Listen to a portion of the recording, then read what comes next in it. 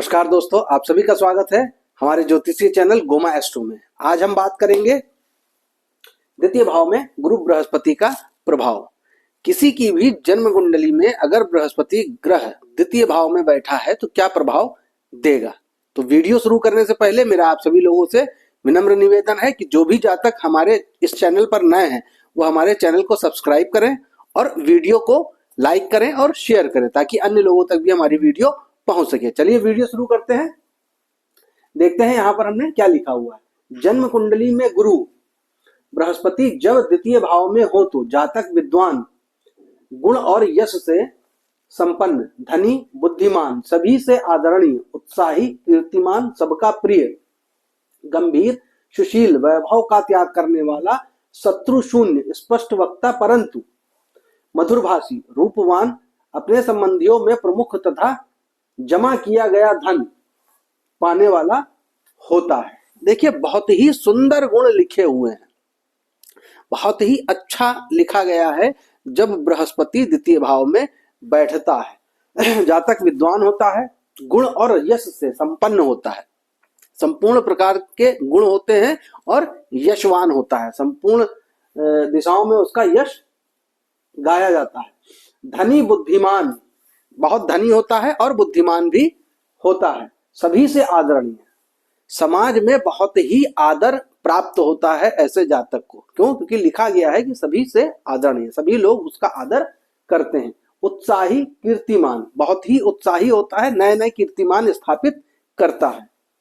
सबका प्रिय, सभी का प्रिय होता है, चाहे वह शिशु हो या युवा हो या वृद्ध हो या महिला हो या पुरुष हो, सभी का प्रिय होता है। गंभीर होता है, बहुत ही सुशील होता है, वैभव का त्याग करने वाला, संपूर्ण प्रकार के जो वैभव सुख है उनका भी त्याग करके अपने कार्यों को करता है।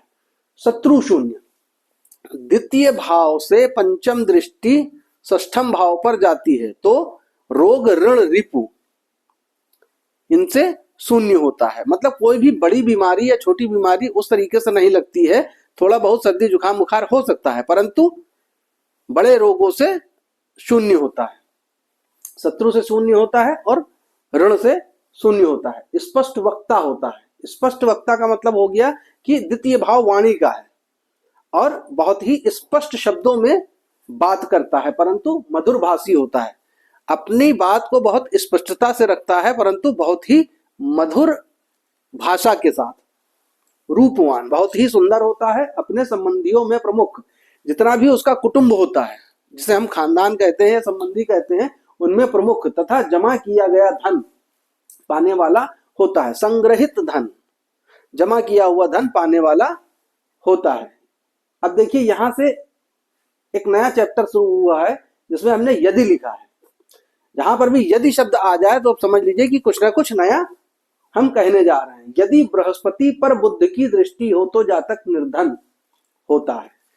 ये बहुत ही ध्यान देने वाली बात है कि अगर बृहस्पति के ऊपर कहीं से भी बुध की दृष्टि आ जाती है तो जातक निर्धन होता है। यदि बृहस्पति उच्च अथवा स्वग्रही हो तो महाधनी होता है। बृहस्पति अपने ही घर में हो या उच्च का हो, द्वितीय भाव में अपनी ही राशि में हो या फिर उच्च का हो तो महाधनी योग बनता है या फिर वह महाधनी होता है। यदि गुरु बृहस्पति पाप ग्रह से युक्त हो तो, द्वितीय भाव में बृहस्पति अगर किसी पाप ग्रह से युक्त हो जाए, जैसे मंगल है, शनि है, सूर्य है, राहु है, केतु है, ऐसे पाप ग्रहों से अगर युक्त हो जाता है, वैसे केतु को यहाँ पर ना भी रखा जाए क्योंकि केतु को धर्म की ध्वजा कहा गया है, बृहस्पति का शिष्य भी हम कह सकते हैं, तो केतु को ना रखते हैं, मंगल, शनि, सूर्य, राहु इनको रखते हैं कि पाप ग्रह युक्त हो तो उसके विद्याधन में विघ्न होता है। विद्या ग्रहण करने में यानी विद्याध्ययन में विघ्न हो जाता है अगर कोई पाप ग्रह बृहस्पति के साथ युक्त हो। वह मिथ्यावादी, क्रूरभाषी और ठगने वाला होता है। अब विद्याध्ययन में रुकावट आ जाएगी और वह क्या होगा, वह मिथ्यावादी, हमेशा असत्य बात करेगा।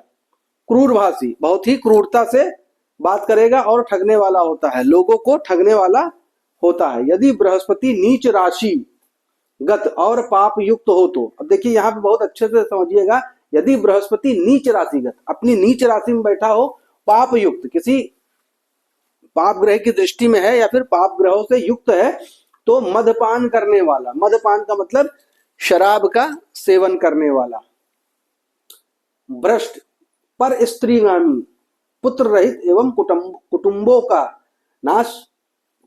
का नाशक होता है। अब यहां देखिए लिखा हुआ है कि मदपान करने वाला, भ्रष्ट, पर स्त्रीगामी, पुत्र रहित एवं कुटुंबों का नाशक होता है।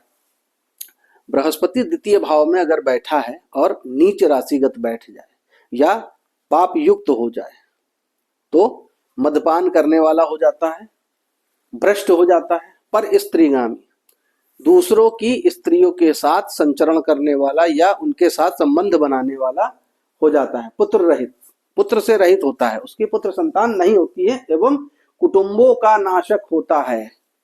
कुटुंबों मतलब जो खानदान है उनका नाशक बन जाता है। तो यह द्वितीय भाव में गुरु बृहस्पति के बैठने का प्रभाव था। यह जानकारी आप लोगों के लिए बहुत ही विशेष और महत्वपूर्ण होगी। इस जानकारी को आप लोग नोट करिएगा और कंठस्थ कर लेंगे तो बहुत ही अच्छा रहेगा, ताकि आपको किसी की भी कुंडली देख करके अगर उसका विश्लेषण करना है, जो जातक ज्योतिष के विद्यार्थी हैं उनके लिए यह बहुत ही महत्वपूर्ण जानकारी है कि अगर आपके पास किसी कुंडली आती है और आप उसको विश्लेषण बताते हैं तो यह विश्लेषण आप उसको बता सकते हैं। जानकारी बहुत ही अच्छी होगी आपके लिए। आज का वीडियो यहीं समाप्त करते हैं, नेक्स्ट वीडियो में फिर मिलेंगे। नमस्कार, जय श्री राम।